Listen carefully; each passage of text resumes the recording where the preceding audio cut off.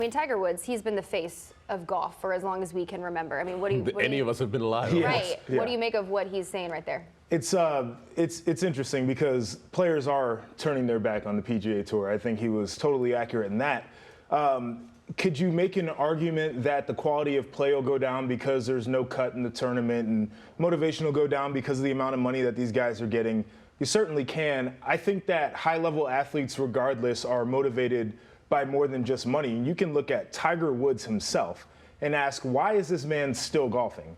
Because he's got other motivations. He wants to come back from the car accident that he had. The dude is a billionaire. He literally does not have to work.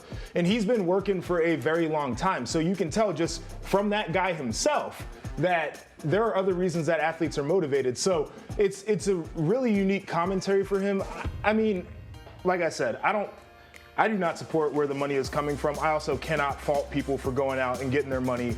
The fact that it's a no-cut tournament definitely changes things, but at the same time, I'm not convinced that these guys are going to stop playing their best golf just because they got a lot of money in their pocket now. Well, not a lot of people are like you, JP, like where you want to be your very best regardless of if there's money on the line, and not saying that those golfers are like that. But, I mean, there is an incentive to become a professional because there is money to be made, right? And I think now if they're making over $100 million, who's to say, like, oh, well, we could just go out, we could just, you know, why does anybody, if I lose today, then I lose today. Why does anybody try to be good at golf in the first place? Like, I just got a set of golf clubs. I want to become decent at the sport. It's extremely frustrating. I'm not getting paid to do it, but I promise you I'm going to put time in out on the driving range so I can get my game together. So it's like asking that question. Yeah, these guys are getting paid. Does the motivation drop?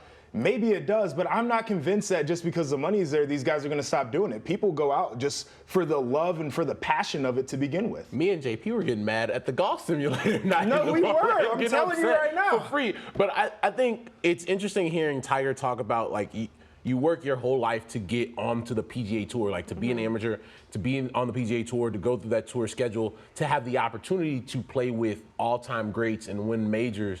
I can respect that part of it because it's like, look, everybody doesn't get to do this. And right. There's something that there's prestige. Yes, to being on the PGA Tour. However, as we've talked about on our show before, I do think it's one of those things. Everybody has to make the decision of how they feel about how that money is getting into their bank accounts. And Brooks Koepka and Bryson DeChambeau and Phil Mickelson and all those guys, Ian Poulter, made those decisions for themselves.